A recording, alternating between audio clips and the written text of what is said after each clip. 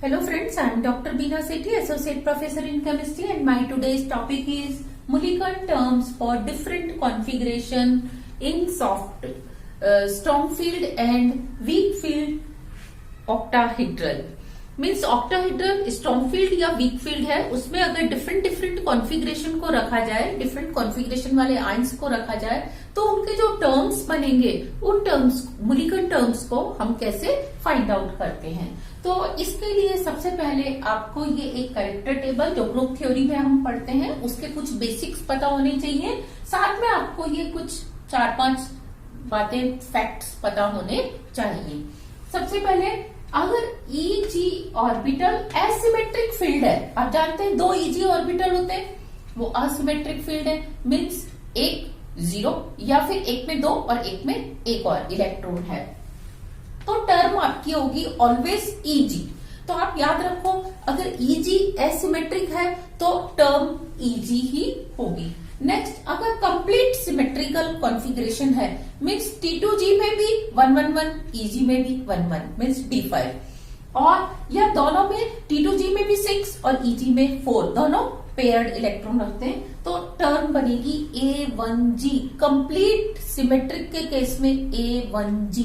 और अगर half symmetrical configuration है, मीन्स T2G तो सिमेट्रिकल है लेकिन Eg नहीं है, या T2G हाफ फील्ड है या T2G फुल फील्ड है, तो हम उस केस में टर्म देते हैं A2G। वो क्या हो जाएगा, हाफ सिमेट्रिक है उसमें। T1G कब कहते हैं, जब T2G एसिमेट्रिकल फील्ड होगा, जैसे Eg एसिमेट्रिकल फील्ड था ऐसे T2G ऑर्बिटल्स असिमेट्रिक फील्ड होंगे और उसमें नंबर ऑफ इलेक्ट्रॉन्स होंगे 2। अभी हम इसको एग्जांपल के साथ भी देखेंगे, तो टर्म होगी आपकी T1G। और अगर अनपेयर्ड इलेक्ट्रॉन एक है, जैसे T1G में एक ही, T2G में एक ही इलेक्ट्रॉन है, तो टर्म बनेगी T2G। और अगर 2 इलेक्ट्रॉन है, D2 कॉन्फ़िगरेशन है, तो टर्म बनेगी T1G।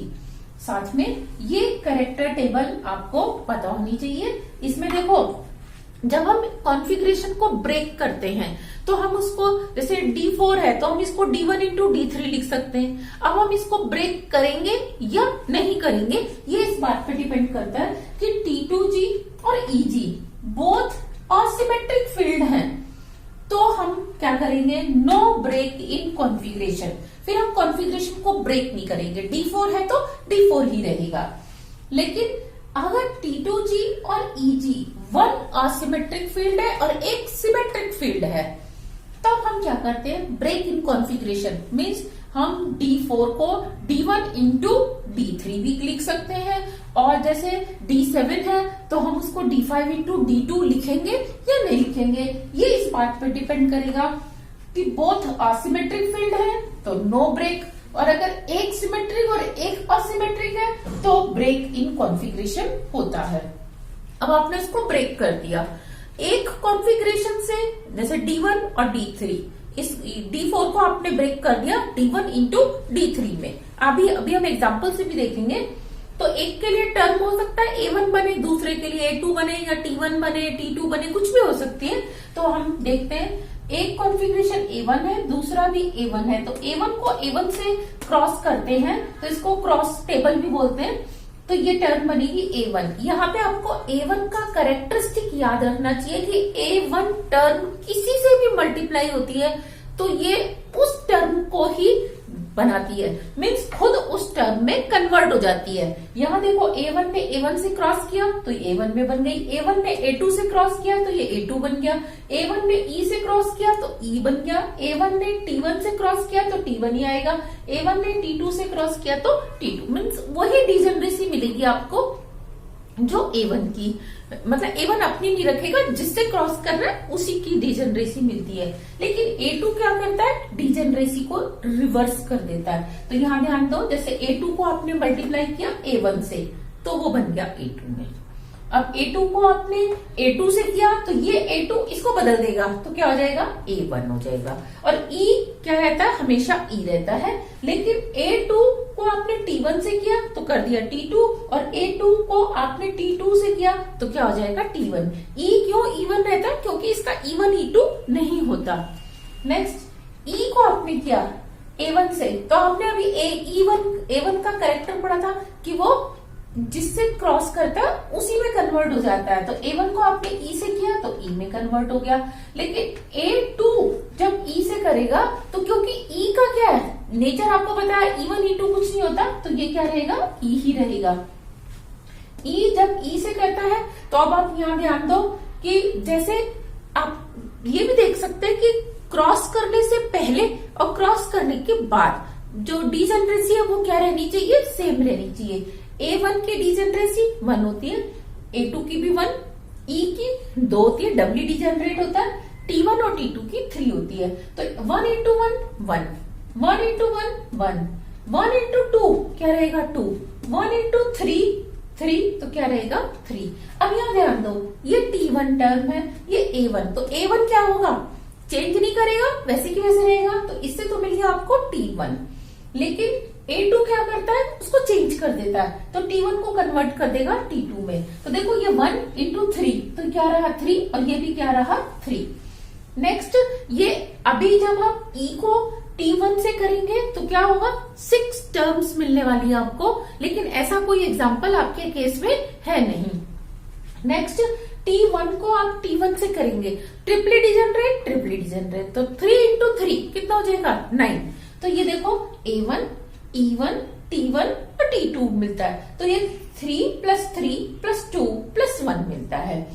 नेक्स्ट जब आप T2 को करते हैं तो A1 की जगह A2 हो जाता है, बाकी आपको क्या मिलता है E, ये E रहेगा, E1 नहीं लिखना है इसको, E, T1 एंड T2 रहेगा। T2 को जब आप A1 से करेंगे तो ये एज इट इज रहेगा, क्योंकि A1 उसको चेंज नहीं करेगा, लेकिन A2 चेंज कर देगा, तो ये हो जाएगा T1। नेक्स्ट E का केस आपके कोर्स में नहीं है। नेक्स्ट T1 को जब आप T2 से करेंगे तो इसका भी केस आपके कोर्स में नहीं है। वैसे अब आप सोच सकते हैं कि क्या बनने वाला है, जब आप T1 को T2 से करते थे तो ये बनता था, तो जब T1 को इधर T2 से करेंगे तो भी आपको क्या मिलने वाला है, सेम चीज ही मिलने वाली है। ये आपने T2 को मल्टीप्लाई किया T1 से, ऐसे ही जब आप T2 को T2 से मल्टीप्लाई करेंगे तो आपको मिलेगा A2 की जगह क्या हो जाएगा A1, E, T1 और T2। इसमें ये वाले मल्टीप्लीकेशन आपके ज्यादा कोर्स में नहीं है, सिर्फ आपको ये ऊपर वाले ज्यादा आपके टच में आएंगे इस टॉपिक के अंदर।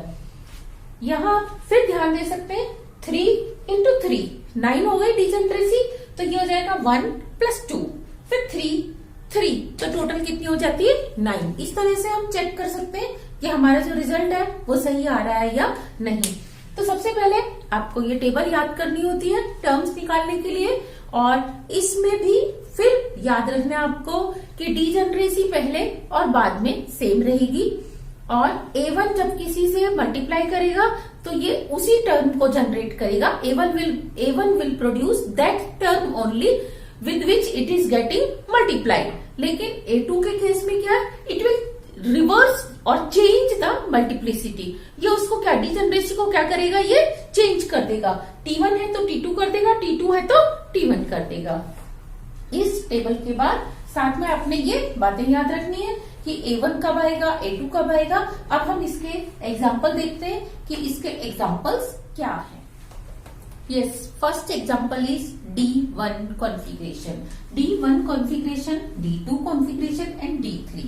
सबसे पहले इनका वीक फील्ड और स्ट्रॉन्ग फील्ड में एक ही टाइप की टर्म बनेगी, क्योंकि इसमें number of unpaired electron will remain same. तो देखो जब वो मेटल अकेला है, उसको आपने लिगेंड फील्ड में नहीं रखा, तो उसके टर्म आपने पहले भी फाइंड आउट की है, spectroscopic term it will be 2D, क्योंकि एक अनपेयर्ड इलेक्ट्रॉन है, multiplicity will be equal to 2, और ये +2 है, +2 से टर्म बनेगी D, तो ये हो जाएगा 2D। लेकिन जब आपने इस मेटल को लिगेंड फील्ड में रख दिया, चाहे स्ट्रॉन्ग चाहे वीक फील्ड में, क्योंकि इसके केस में आपको एक ही टर्म मिलने वाली है, तो अब आप देखो क्या है, ये D2G ऑर्बिटल्स है, ये इलेक्ट्रॉन इसमें भी हो सकता है, इस ऑर्बिटल में भी हो सकता है, इसमें भी हो सकता है। इट मीन्स ये ट्रिपली डिजनरेट है, तो इसीलिए इसकी टर्म बनेगी T।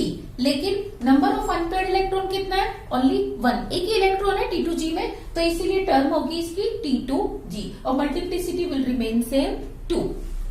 नेक्स्ट D2 कॉन्फ़िगरेशन आप इस तरह से डिनोट करेंगे। तो इसका जब मेटल अकेला है, आइसोलेटेड है, इन दैट केस 3 मल्टीप्लिसिटी होगी और टर्म होगी +2 + 1 F। ये 3 आएगा, 3 से आपकी टर्म बनेगी F।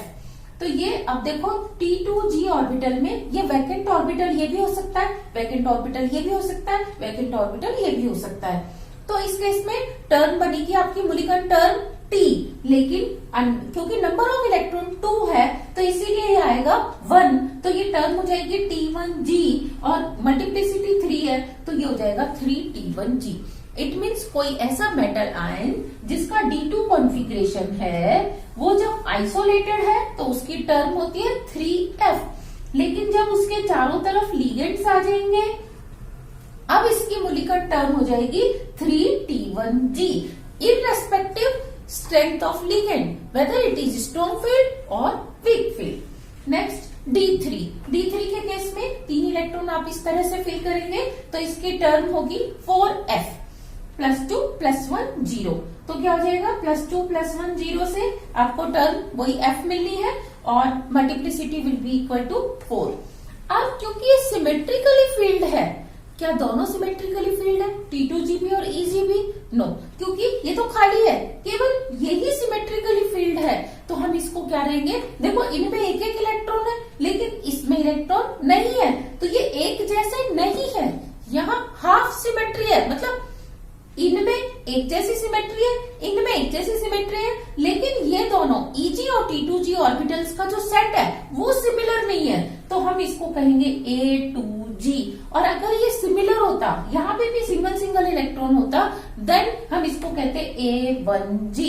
और अब 3 अनपेयर्ड इलेक्ट्रॉन है तो multiplicity will be equal to 4। Okay, next D4 के केस में क्या होता है, there are 2 possibilities, strong field and weak field. तो इसमें पहले तो आप देखो कि जो टर्म है मेटल जब वो आइसोलेटेड है तो 5D होगी, 4 अनपेयर्ड इलेक्ट्रॉन +2 + 1 0 एंड -1। तो -1 से -1 कैंसिल हो जाएगा, दिस वन इज 0, तो +2 से टर्म बनती है आपकी D।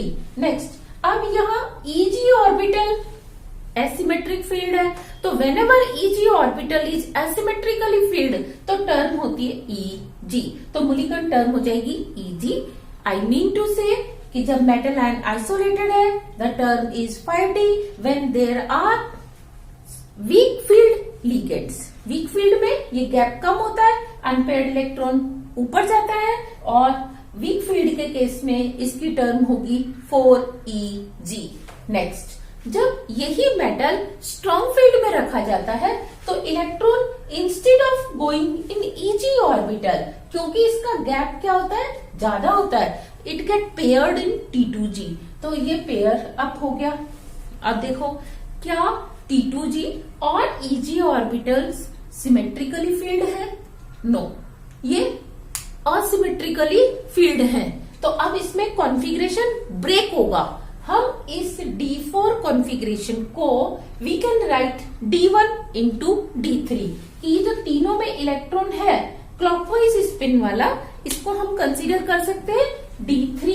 और ये जो एंटी क्लॉकवाइज वाला इलेक्ट्रॉन है इसको अगर मैं रेड कलर से डिनोट करूं तो it is equal to D1। इसको हम D1 कंसीडर कर सकते हैं। सो दिस कॉन्फ़िगरेशन को हमने ब्रेक कर दिया D1 into D3 में। तो D1 के लिए टर्म क्या बनेगी, T2G, क्योंकि जब एक इलेक्ट्रॉन होता है तो उसकी पॉसिबिलिटी क्या हो सकती है, वो इसमें भी हो सकता है, इसमें भी हो सकता है, इसमें भी हो सकता है, तो ट्रिपली डी जनरेट होगा और टर्म होगी T2G। लेकिन ये ब्लैक कलर वाले जो 3 इलेक्ट्रॉन है they are symmetrically field. T2G जब सिमेट्रिकली फील्ड होता है तो टर्म होती है A2G। और क्रॉस टेबल से अभी हमने देखा कि whenever A2G cross with T2G, तो ये जिस टर्म से क्रॉस हो रहा है उसको चेंज कर देता है, T2G को T1G में बदल देता है, तो टर्म हो जाएगी T1G। नेक्स्ट, मल्टीप्लिसिटी कितनी होगी, अब आप यहां ध्यान दो, there are 2 unpaired electron, 2 unpaired electron है तो इसकी मल्टीप्लिसिटी होगी 3T1G। ओके, नेक्स्ट हम देखते हैं D5, D6, D7, D8, D9 and D10। Now D5 configuration. D5 configuration in weak field complexes.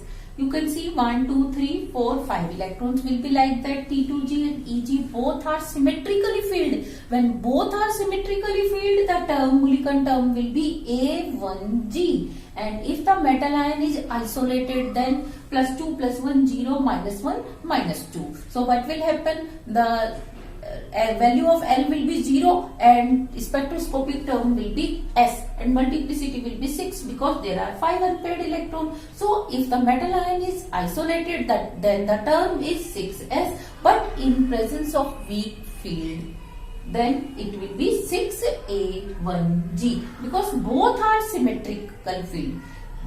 T2G orbitals have 1 unpaired electron, similarly EG orbitals have 1 unpaired electron. But in case of strong field, this gap is high and electrons get filled in T2G orbital instead of getting filled in EG orbital. Now you can see 1, 2, 3, 4, 5. Now this is asymmetrically filled. Now you can break it into two, D2 and D3. Black electrons are showing D3 configuration and red colored electrons are showing D2 configuration. So you see for D3 configuration, the term will be A2G because this one is not filled, this one T2G is filled. So only one is symmetrically filled, the term will be A2G. But for D2 configuration, there are three triply degenerate, means this electron, this vacancy can be here in this orbital or in this orbital. So the number of electron is 2. The term will be T1G for D2. And for D3, it will be A2G. And the product of these two terms will be equal to T2G. Why? Because whenever A2G cross or multiply with other term, it changes T1 to T2 or T2 to T1. तो यहाँ आपको term मिलेगी T2G. Next is D6. D6 में weak field और isolated. पहले हम isolated की बात करें तो आइसोलेटेड में total 6 electrons are there, 4 unpaired electrons are there. So multiplicity will be equal to 5. And +2 +1 0 -1 -2. It is cancelled. But the next 6th electron is in +2. So +2 means SPD, it will be 5D term. But in case of weak field ligand, configuration will be T2G4 EG2. Then what will happen? You have to break it because they are asymmetrically filled. So D1 into D5. For D1, you can show this electron with another color, red color. So for D5, the term is A1G. Like this, T2G3, it was A2G because both are not filled. But here for D5, both are filled. Single electron is there. Then the term will be A1G. तो हम क्या कहते हैं, D5 के लिए term होती है हमारे पास A1G, जबकि D3 के लिए टर्म होती है हमारे पास A2G.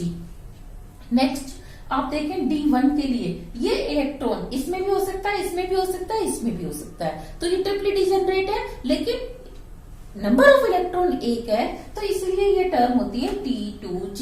और इन दोनों का क्रॉस अगर हम करें तो A1G की टेंडेंसी क्या होती है कि ये जिस टर्म से मल्टीप्लाई करता है उसी में कन्वर्ट हो जाता है, मीन्स उसको रहने देता है, उसको चेंज नहीं करता. तो टर्म होगी आपकी T2G. और मल्टीप्लिसिटी, क्योंकि यहाँ नंबर ऑफ अनपेड इलेक्ट्रॉन 4 है, so multiplicity will be equal to 5. और अगर हम स्ट्रॉन्ग फील्ड की बात करें तो स्ट्रॉन्ग फील्ड में कॉन्फ़िगरेशन इस तरीके से होगा T2G6 1 2 3 4 5 6. तो अब देखो सिमेट्रिकली फील्ड है क्या T2G, लेकिन EG नहीं है. जब एक ही सेट सिमेट्रिकली फील्ड होता है, जैसे यहाँ पे ये सिमेट्रिकली फील्ड था तो D3, ऐसे ही ये D6 सिमेट्रिकली फील्ड है, तो हम इसको क्या कहते हैं A1G, क्योंकि ये ये होगा A2G क्योंकि एक ही ऑर्बिटल फील्ड है, तो इसकी टर्म हो जाएगी A2G. Now we C for D7. D7 के लिए अगर हम spectroscopic term isolated metal ion के लिए फाइंड आउट करें तो क्या होगी +2 +1 0 -1 -2. So there are 5 electrons. They are cancelling the value of L, but these 2 electrons which I have shown by red color ink. So these 2 will contribute in spectroscopic term determination. So +2 and +1. So term will be 4F. Why? For F, because for L is equal to 3, the term will be F, and unpaired electron are 3, so term will be 4F. This can be splitted into 2, means D2 into D5. Both are, this is asymmetrically filled. When one is asymmetrically filled, we always split, क्योंकि ये asymmetrically filled है T2G orbital, जबकि EG orbital asymmetrically filled नहीं है. तो यहाँ पे split होगा कॉन्फ़िगरेशन D2 इंटू D5 में. जो D5 है ये अगेन दोनों सेट EG और T2G क्या है, सिमेट्रिकल, तो इसीलिए इसकी टर्म होगी A1G. जब दोनों सिमेट्रिक होते हैं D5, आप सिर्फ ब्लैक कलर को देखो तो ये क्या है, दोनों ही ऑर्बिटल सिमेट्रिक है, तो इसकी टर्म होगी A1G.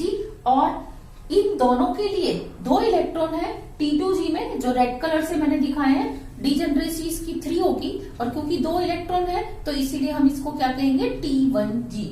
जब एक होता है तो T2G, 2 होते हैं तो T1G. और A1G की क्या खास बात होती है कि जब ये किसी से मल्टीप्लाई होता है तो ये वही टर्म बना देता है जिससे मल्टीप्लाई हो रहा है, तो आपको टर्म मिल जाएगी T1G. तो आपका मूलिकन टर्म होगी 4T1G. नेक्स्ट, अगर आप स्ट्रॉन्ग फील्ड रखते हैं तो कॉन्फ़िगरेशन क्या होगा, स्ट्रॉन्ग फील्ड लिगेंड में 1 2 3 4 5 6 and 7 electron. So you can see there is only one unpaired electron and EG orbitals are asymmetrically filled. Whenever EG orbitals are asymmetrically filled, then the term will be EG and multiplicity is one unpaired electron, so multiplicity will be equal to 2. The term will be 2EG. Now D8. For D8, there will be only one type of term. Only one term in strong field and in weak field. So first we will find out for isolated metal ion. 1 2 3 4 5 6. These 5 electrons which I have shown by black color. So they are cancelling L value of each other. But red color electrons means +2 +1 and 0. So the value of L will be equal to 3 and you will get term F for L is equal to 3 and unpaired electrons are 2, so term will be 3F for isolated metal ion. But in case of strong field ligand and in case of weak field ligand, you will see similar type of configuration. Now this is symmetrically filled, this is symmetrically filled, so but both are not symmetrical. This one has 1 electron, this one set has 2 electron, T2G set has 2 electron, EG set has 1 electron in each orbital. So it will be splitted into D3 into D5. Means these red color electrons are D3 and black color electrons are D5. For D5 term will be A1G and for D3 term will be A2G and the product of A2G and A1G it will be A2G because A1G A2G से multiply हो रहा है तो ये इसी में change हो जाएगा A2G में, तो ये हो जाएगा A2G. और अनपेयर्ड इलेक्ट्रॉन है 2 तो मल्टीप्लिसिटी होगी 3. तो इट मीन्स इसकी strong field and weak field में मूलिकन टर्म होती है 3A2G. नेक्स्ट हम बात करें D9 की. D9 के केस में स्ट्रॉन्ग फील्ड और वीक फील्ड में आपको सेम टर्म मिलने वाली है. तो पहले हम आइसोलेटेड मेटल आयन की बात कर लेते हैं. तो यहाँ आप देखेंगे +2 +1 0 एंड -1. तो ये -1 कैंसिल हो गया, ये 0 है. +2 से टर्म बनती है आपकी D और अनपेयर्ड इलेक्ट्रॉन है 1 तो टर्म होगी 2D. ये 2D टर्म होगी आपकी मेटल के लिए, आइसोलेटेड मेटल के लिए. लेकिन EG ऑर्बिटल्स क्या है, असिमेट्रिकली फील्ड है. Whenever EG orbitals are asymmetrically filled term will be EG. तो 2D टर्म किस में कन्वर्ट हो जाएगी, EG में. Next is D10. अब D10 सिमिलर टू D5. देखो आप जैसे D5 जब पांचों ऑर्बिटल में सिंगल इलेक्ट्रॉन होता है, D10 जब ऑल 5 इलेक्ट्रॉन्स है 2 electrons, a pair of electron। तो ये दोनों सेट T2G और EG both set are symmetrically field और हम इसको क्या कहेंगे A1G। तो इसकी टर्म मुलिकन टर्म होगी A1G और आइसोलेटेड मेटल आयन की टर्म क्या होगी, क्योंकि ये सारी L वैल्यू कैंसिल हो रही है तो 0 और 0 के लिए टर्म होती है S और क्योंकि अनपेड इलेक्ट्रॉन भी 0 है तो मल्टीप्लिसिटी होगी 1। तो ये 1S से किस में कन्वर्ट हो जाएगी मुलिकन टर्म 1A1G में। तो ये था D1 से लेके D10 तक के लिए हमने मुलिकन टर्म्स फाइंड आउट की strong field and weak field में। अब हम कुछ एग्जांपल्स देखेंगे जिसमें एक्साइटेड स्टेट में अगर हमें कोई कॉन्फ़िगरेशन दिया है तो हम उसकी टर्म कैसे फाइंड आउट करेंगे। अब हम उसके कुछ एग्जांपल्स देखने वाले हैं। D1 ग्राउंड स्टेट में क्या होगा टर्म, D1 ग्राउंड स्टेट में एक इलेक्ट्रॉन इधर होता है, ये इलेक्ट्रॉन देखो इसमें भी हो सकता है, इसमें भी हो सकता है, इसमें भी, तो ये ट्रिपली डिजनरेट होगा और क्योंकि नंबर ऑफ इलेक्ट्रॉन एक है तो इसलिए T2 होगा और मल्टीप्लिसिटी होगी इसकी 2। तो ये हो गया इसका ग्राउंड स्टेट में 2T2G मुलिकन टर्म। लेकिन व्हाट अबाउट एक्साइटेड स्टेट, ये इलेक्ट्रॉन एक्साइटेड स्टेट में T2G से EG में आ जाएगा और जब EG में आ जाएगा तो EG ऑर्बिटल्स क्या है, एसिमेट्रिकली फील्ड है। Whenever EG orbitals are asymmetrically filled तो टर्म होती है EG और एक अनपेयर्ड इलेक्ट्रॉन है तो 2EG। तो आपने देखा ग्राउंड स्टेट में टर्म थी 2T2G और एक्साइटेड स्टेट में टर्म है 2EG। सिमिलरली D2 कॉन्फ़िगरेशन अगर ग्राउंड स्टेट में बात करें तो दोनों इलेक्ट्रॉन T2G में होंगे और टर्म बनेगी, क्योंकि ये वैकेंट ऑर्बिटल ये भी हो सकता है, ये भी हो सकता है, ये भी हो सकता है, तीनों में से कोई सा भी हो सकता है तो इसलिए ट्रिपली डिजनरेट है तो ये T आएगा। लेकिन अनपेयर्ड इलेक्ट्रॉन 2 है तो इसलिए इसको हम बोलेंगे T1G और मल्टीप्लिसिटी होगी इसकी 3। ये ग्राउंड स्टेट में। लेकिन फर्स्ट एक्साइटेड स्टेट में when one electron get excited, तो अब देखो ये इलेक्ट्रॉन जब एक्साइट हो गया तो इस ऑर्बिटल में है पर्टिकुलर फर्स्ट ऑर्बिटल में, तो ये ऑर्बिटल ये इलेक्ट्रॉन इसमें भी हो सकता है, इसमें भी और इसमें भी, तो इसकी टर्म बनेगी T2G। लेकिन एक पॉसिबिलिटी ये भी हो सकती है कि ये इलेक्ट्रॉन इसमें ना होकर इसमें सेकंड ऑर्बिटल में आ जाए, तो इसके साथ ये इलेक्ट्रॉन इधर भी हो सकता है, सेकंड में भी हो सकता है, थर्ड में भी हो सकता है, तो T2G। It means T2G into T2G। इसकी टोटल कितनी टर्म्स बनेगी, 2 टर्म्स बन जाएंगी। दोनों क्या है T2G क्योंकि इलेक्ट्रॉन कितना है T2G में 1। नेक्स्ट अगर इसके दोनों इलेक्ट्रॉन एक्साइट हो जाए तो इलेक्ट्रॉन EG में आ गए, दोनों कॉन्फ़िगरेशन हो गया EG2, ये इसकी सेकंड एक्साइटेड स्टेट है। अब ध्यान दो ये सिमेट्रिकल है क्योंकि सभी 0 इलेक्ट्रॉन रखते हैं, ये भी सिमेट्रिकल है, लेकिन EG सेट और T2G सेट सिमेट्रिकल नहीं है, ये वैकेंट है और इसमें एक इलेक्ट्रॉन है। ये अपने आप में सिमेट्रिक है, ये अपने आप में सिमेट्रिक है, लेकिन ये दोनों आपस में सिमेट्रिक नहीं है। और जब भी ऐसा केस होता है तो टर्म होती है A2G और मल्टीप्लिसिटी क्योंकि 2 इलेक्ट्रॉन्स है तो कितनी होगी 3। D3 in ground state, D3 in ground state 1 2 3 electrons, तो इसकी टर्म कितनी होगी, क्योंकि ये सिमेट्रिकली फील्ड है और ये सिमेट्रिकली वैकेंट है, क्यों, लेकिन इसकी सिमेट्री इससे मैच नहीं करती तो इसकी टर्म होगी A2G, क्योंकि एक ही सेट सिमेट्रिकली, दोनों सिमेट्रिकल है लेकिन दोनों की आपस में सिमेट्री नहीं है, तो हम इसको A2G कहते हैं क्योंकि ये इनकम्प्लीट सिमेट्री कहलाती है। और 3 अनपेयर्ड इलेक्ट्रॉन है तो 4A2G। What about excited state, एक इलेक्ट्रॉन इधर से ऊपर आ जाएगा T2G 2 EG 1। अब देखो ये वैकेंट ऑर्बिटल इधर भी हो सकता है, थर्ड ऑर्बिटल में, सेकंड भी हो सकता है, फर्स्ट भी हो सकता है। कब, जब ये इलेक्ट्रॉन फर्स्ट ऑर्बिटल में है, और जब ये सेकंड ऑर्बिटल में होगा तो भी ये vacant orbital third second first कुछ भी हो सकता है। तो इसकी 2 ट्रिपली डिजनरेट स्टेट बनती है और दोनों क्या होंगी T और T, लेकिन दोनों में ही 2 इलेक्ट्रॉन प्रेजेंट हैं तो इसीलिए दोनों होंगी T1G इंटू T1G। तो ये 2 इसकी टर्म्स बनेंगी। नेक्स्ट अगर इसकी सेकंड एक्साइटेड स्टेट देखें तो एक इलेक्ट्रॉन और EG में आ जाएगा। EG तो सिमेट्रिकली फील्ड हो गया, लेकिन T2G में एक ही इलेक्ट्रॉन है जो इसमें भी हो सकता है, फर्स्ट ऑर्बिटल में, सेकंड में भी हो सकता है, थर्ड में भी हो सकता है। तो इसका जो टर्म होगी वो क्या होगी T2G, क्योंकि एक इलेक्ट्रॉन है। अब इसमें अनपेयर्ड इलेक्ट्रॉन 3 थे तो मल्टीप्लिसिटी होगी 4 और इसकी भी मल्टीप्लिसिटी होगी 4। नेक्स्ट D4, D4 के केस में जब हम ग्राउंड स्टेट की बात करते हैं तो 1 2 3 4 इलेक्ट्रॉन इस तरीके से है, और इसको आप क्या कहेंगे, क्योंकि ये इलेक्ट्रॉन ये फील्ड वाला पेयर जो इसमें भी हो सकता है, फर्स्ट में भी, सेकंड में भी, थर्ड में भी, और हम इसको क्या कहेंगे 3T2G, क्योंकि दो अनपेयर्ड इलेक्ट्रॉन है। नेक्स्ट, जब इसका एक इलेक्ट्रॉन एक्साइट हो जाएगा तो एक इलेक्ट्रॉन एक्साइट होने पर क्या होगा कि 1 2 3, अब देखो ये असिमेट्रिकली फील्ड है Eg जब भी असिमेट्रिकली फील्ड होता है तो टर्म होती है Eg। नेक्स्ट, अगर दो इलेक्ट्रॉन एक्साइट हो जाते हैं तो दोनों इलेक्ट्रॉन एक्साइट होने पर Eg सिमेट्रिकली फील्ड है, लेकिन T2G में क्या देख रहे हैं आप, दो इलेक्ट्रॉन है, तो हम इसको क्या कहेंगे T1G, और अनपेयर्ड इलेक्ट्रॉन 4 है तो 5T1G, इसमें भी अनपेयर्ड इलेक्ट्रॉन 4 है तो 5Eg, इसमें अनपेयर्ड इलेक्ट्रॉन 2 है तो इसकी टर्म होगी 3T2G।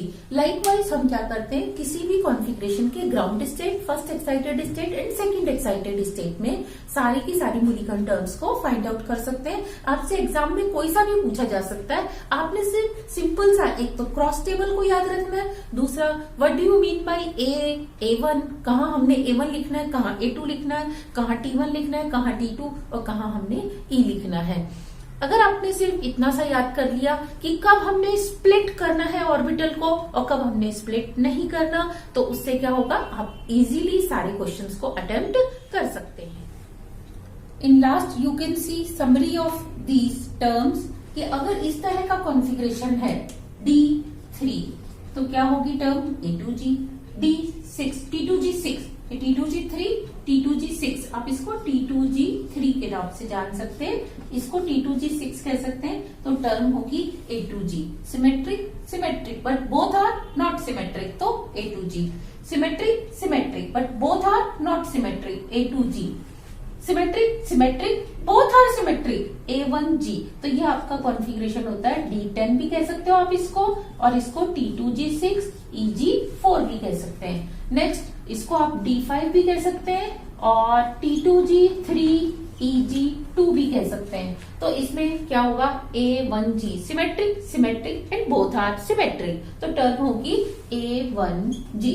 नेक्स्ट, Eg टर्म, ये A की डिफरेंट फॉर्म्स हैं, ये आपकी है E की। E के लिए क्या, व्हेन E इज असिमेट्रिक, तो देखो D4 के केस में तीनों में एक है लेकिन इसमें एक इलेक्ट्रॉन है, तीनों में दो इलेक्ट्रॉन है, तो ये आपका D4 था, जिसको आप कह सकते थे T2G3 Eg1, इसमें T2G6 Eg1, तो Eg असिमेट्रिक है, T2G6 Eg3, तो यहाँ भी Eg क्या है, असिमेट्रिक। तो इन तीनों ही केस में whenever Eg is asymmetric, the term will be Eg. Now I will show you T1 and T2. अब हम देखते हैं T टर्म कब लिखते थे, हम लिखते थे जब D1 हो। अब देखो ये इलेक्ट्रॉन तीनों में से किसी भी जगह आ सकता है, एक इलेक्ट्रॉन है तो ये हो जाएगा T2। इसमें भी देखो ये असिमेट्रिक है, ये असिमेट्रिक में ये वाला पेयर इन तीनों में से कहीं भी हो सकता है, लेकिन when both are asymmetrically filled, तो हम क्या देखते हैं कि देखो जब दोनों असिमेट्रिक होते हैं तो स्प्लिट नहीं करते, लेकिन जब सिमेट्रिकल एक हो और एक असिमेट्रिकल हो तो हम कॉन्फ़िगरेशन को स्प्लिट करते हैं। तो देखो ये तो सिमेट्रिकल है, दोनों में ही इलेक्ट्रॉन नहीं है, लेकिन ये असिमेट्रिकल है, तो अब हमें यहाँ कॉन्फ़िगरेशन स्प्लिट करना होगा। कैसे, D1 इंटू D3 में, या T2G1 इंटू T2G3 में, और ये टर्म बनेगी आपकी A2 फॉर D3 या T2G3, और T2 बनेगी किसके लिए, T2G1 के लिए। तो ये दोनों जब मल्टीप्लाई होंगे तो टर्म बनेगी आपको T1, और यहाँ पे आप देखो जब D2 कॉन्फ़िगरेशन है या T2G2 कॉन्फ़िगरेशन है तो उसमें टर्म बनेगी T1, और जब ये D5 है तो यहाँ आपको अगेन ब्रेक करना होगा, स्प्लिट करना होगा कॉन्फ़िगरेशन D3 इंटू D2 में। तो D2 के लिए टर्म बनेगी T1 और D3 के लिए टर्म बनेगी A2, और दोनों मल्टीप्लाई होके आपको क्या दे देंगे, T2 term. So it was the summary of all terms. If you have any query, please write in my comment box so that I can solve your queries also. Thank you.